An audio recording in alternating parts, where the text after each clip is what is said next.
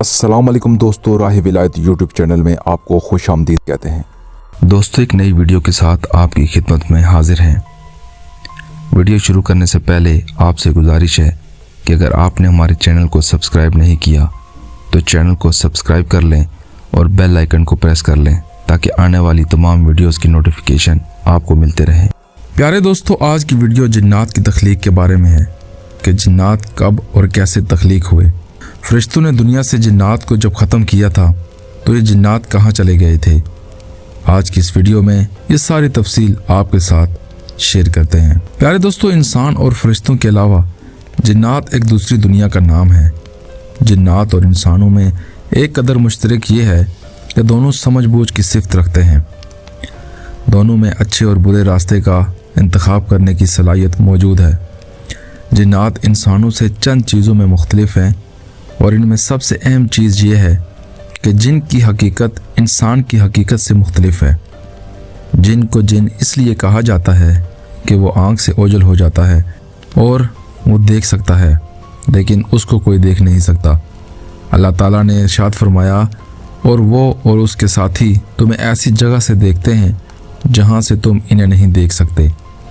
अल्लाह ताला ने हमें कुरान मजीद में ख़बर दी कि जिन्नात आग से पैदा हुए हैं। चुनांचे इरशाद बारी ताला है, और इससे पहले जिन्नों को हम आग की लिपट से पैदा कर चुके थे। सूरह रहमान में फरमाया, और जिन को आग की लिपट से पैदा किया गया। इस बात में कोई शक नहीं कि जिन्नों की तख्लीक इंसान की तख्लीक से पहले हुई।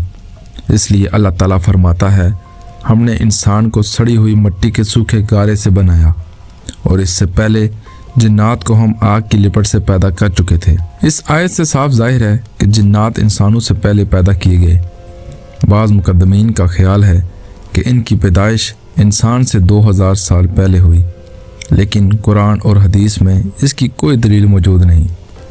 अब्दुल्ला बिन उमरू बिन आस ने फरमाया कि अल्लाह ताला ने जिन्नों को इंसानों से 2000 साल पहले पैदा किया। इब्न अब्बास ने कहा, जिन्नात ज़मीन के बाशिंदे थे और फरिश्ते आसमान के। फरिश्तों ने आसमान को आबाद किया और आसमान में कुछ फरिश्ते रहते थे और हर आसमान के बाशिंदे नमाज, तस्बीह और दुआ करते थे। और ऊपर वाले आसमान के फरिश्ते निचले वाले आसमान के फरिश्तों से ज़्यादा दुआ और तस्बीह और ज़िक्र अज़कार करते थे। इस तरह फरिश्तों ने आसमान को आबाद किया और जिन्नात ने ज़मीन को।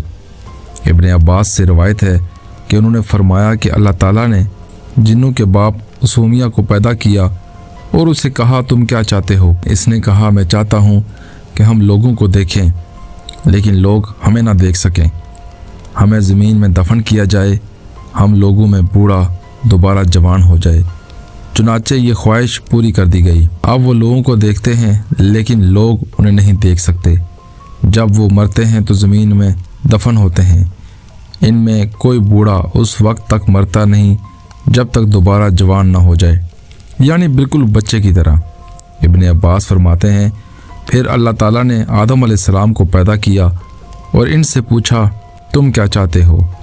आदम अलैहिस्सलाम ने कहा, पहाड़ या जन्नत।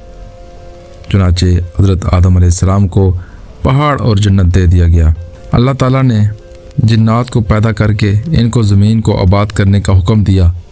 चुनाचे अल्लाह ताला की इबादत करने लगे। ये एक अरसा दराज के बाद उन्होंने अल्लाह की नाफरमानी की और खून रेज़ी शुरू कर दी। इनमें एक बादशाह था जिसको यूसुफ कहा जाता था। उन्होंने इसको कत्ल कर दिया। चुनाचे अल्लाह ताला ने आसमान से फरिश्तों की एक फ़ौज भेजी। इस फ़ौज को जिन कहा जाता था। इन्हीं में इब्लीस मौजूद था जो 4000 फ़ौज का कमांडर था।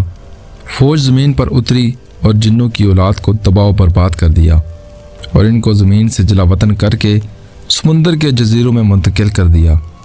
इब्लीस और उसके साथी ज़मीन में बुदोबाश्त इख्तियार करने लगे और इनके लिए काम करना आसान हो गया। उन्होंने ज़मीन में रहना बेहतर समझा। इब्लीस और इसकी फ़ौज आदम अलैहिस्सलाम की पैदाइश से पहले 40 बरस तक ज़मीन में क़याम पज़ीर रहे। फरिश्तों और जिन्नात के दरमियान जो जंग हुई, इसमें तमाम जिन्नात को ज़मीन से हटाकर पानियों के दरमियान मुंतकिल कर दिया गया। ज़मीन यानी खुश्की का टुकड़ा बिल्कुल वीरान था। आपने इब्लीस के बारे में पढ़ा होगा کہ وہ آسمان پر رہتا تھا، اللہ پاک کی عبادت کرتا تھا۔ وہ ایک جن تھا۔ حضرت آدم علیہ السلام سے پہلے جنات کی زمین پر جو قوم آباد ہوئی وہ ابلیس کی قوم تھی۔ جنات ابلیس کے گروہ سے تعلق رکھتے تھے۔ حضور اکرم صلی اللہ علیہ وسلم نے فرمایا جنات کی 3 قسمیں ہیں۔